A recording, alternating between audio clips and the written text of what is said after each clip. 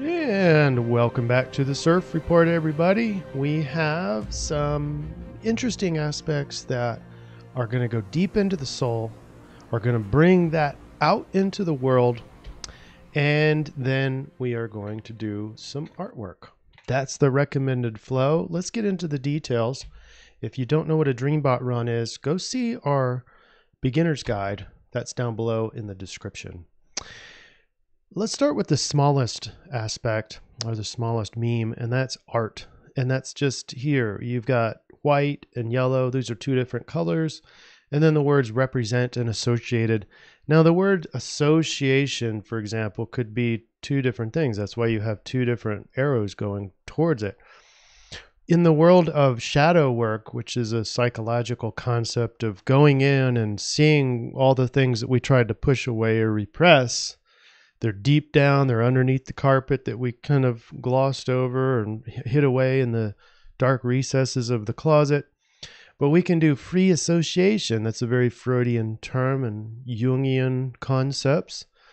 But that's why it's overlapped. And arguably, art is from the shadow work, or some of the best artwork is from that shadow, or represents some of the artwork. And so the word represent, in other words, this all could be one meme, but I separated that out just for simplicity. And the red arrows here is the biggest meme of all, and that's the shadow and the soul, astral, etheric kind of work, the deep work and shadow. And target is more of like a astral travel, like you're targeting a certain place or something, some image that you want to go to, or maybe lucid dreaming, you have targets. So anyway, and then the blue arrows is the opposite. It's the earth, the 3D reality, the material plane is there in the blue. So that's what we're going for in the astrology. Let's see where all this plays out. And we're going to start with, in the morning, this on Monday, the 15th, you're going to see Moon trine Uranus at 8:40 a.m. And that's going to feel probably like, well, probably some beneficial change, but it's in the influence of Taurus and Virgo. And so that tropical influence is going to be more practical in nature. So you might be feeling some earthy, practical changes that aren't so drastically negative. So they might actually be beneficial for you. And then later on in the day, as you're experiencing these practical changes or noticing some of those changes, then the Venus is going to make a square with retrograde Jupiter. And that's going to be part of your soul shadow work, because Venus is about harmony, and it's not getting all that harmony. People are probably a lot more emotional, and you're in Pisces, tropical Pisces, and so the influence is very emotional and even creative and deeper, but very much unspoken. So there's a lot of phenomenon happening underneath the radar here of affecting people's relationships. So start notice that. That's going to be part of your soul work. And then later on, before bed, for most of us, 10:27 p.m. Central Time, Moon's going to make a square to Mars in tropical Gemini.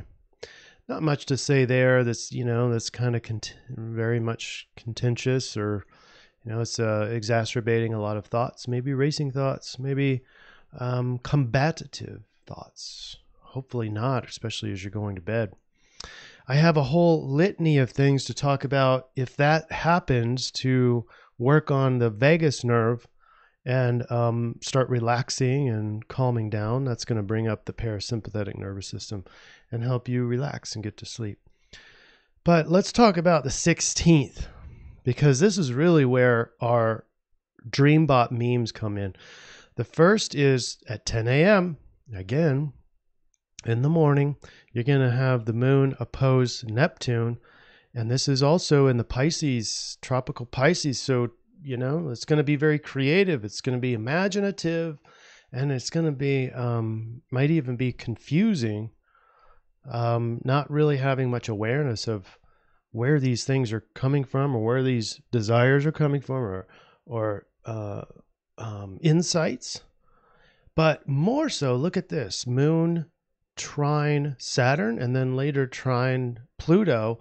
Pluto being, ooh, there's the shadow, big time. That's the very deep recesses of the psyche, of the subconscious, and those things are going to be coming flooding into the psyche.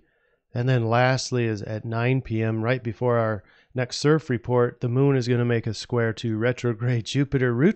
Retrograde Jupiter is getting a bad rap from both angles through these next couple days. So this planet of good fortune and, good times and stuff, that's not really the case in tropical Sagittarius. So that's going to be producing a lot more emotion. Where does emotion show up? That's more of the soul shadow astral. So, okay, we're going to put this all together. And those of you who've been with me for a while know that we go into the sidereal now for our solution. We've talked about the influence. Now it's time to get into alignment with the stars. And most of these are coming down, these aspects are coming down to the moon as the moon progresses fairly quickly through Virgo, tropical Virgo, but in sidereal, that's Leo. And so look on back on Tuesday, it's all through that Leo aspect. But we do have to honor what the dream bot is showing us. And so the soul is the biggest influence. Next, the material world. And finally, a little bit of art. And so here's what I'm working out all this. So all these aspects we just talked about are influencing, are helping us with the moon being the inside emotions, kind of the darker side of the psyche, and not the bad side, but just the darker side, the side that we're not so aware of. And that's bringing us to this opposition, and the Venus, also the Venus aspect in Pisces. So you're getting all the imagination. Who is the most artistic of the zodiac? Well, I think most people would agree that at least Pisces is up there. Aquarius is also much more mentally creative, so they can see the image of the future. They can see the creative aspect of what they want to create. And so now we're starting to get into sidereal up here, but we still need, according to the DreamBot, the ability to create this artwork into the material plane. That's the connection between the soul shadow and earth material plane. So that's artwork. That is my definition of artwork. And in other words, to make this shorter, let's just say we need to be in Leo. But we have to be careful, because it's not just go out and do your thing and get a bunch of attention and all that, because we could go into the negative side of this, which is much more egotistical. And with this protocol, we're not trying to get attention or do attention seeking, and or trying to get, we're not going to do artwork so that we get these accolades or these comments like, oh, you're an awesome artist and all that. That's not deep shadow work.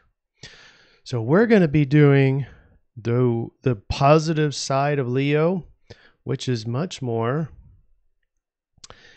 creative, not afraid of what people are going to say. So just matter-of-factly shining our light to the world, but shining it from the deep soul through our artwork. So this is what the NDC is going to be showing on Monday, which is you do your shadow work first, then you bring it out with the Leo energy into the world via art.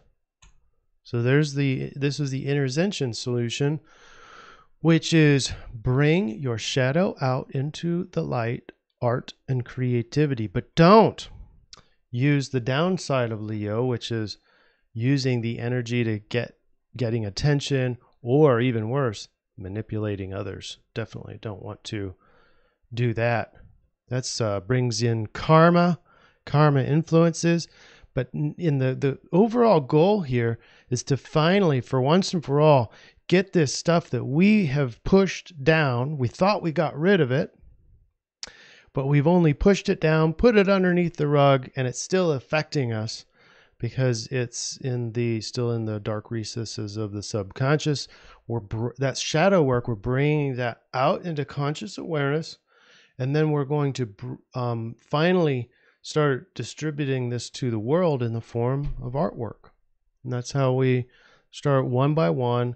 We get these shadow pieces that are still affecting our emotions and our behavior, get them out of ourselves, and using that to help other people. And all of a sudden, it's not really part of our shadow anymore. Can we get rid of the shadow completely? Well, if we continue this process, it might last a lifetime, but it is possible. I believe it's possible. Almost an infinite well of information in the shadow. The shadow also holds what Carl Jung called archetypes, and the collective level archetypes are in there. So we're being influenced by things that we never even experienced before, according to this theory. And these are more of like the Freudian superconscious and all the shoulds and all the ancient genetic tie-ins from long ago. Okay, that's for a conversation for another day. All right, I think that's it. Any questions from the crowd? No. All right. Everybody enjoy Monday and Tuesday. We'll see you again Tuesday evening. Thanks for being here.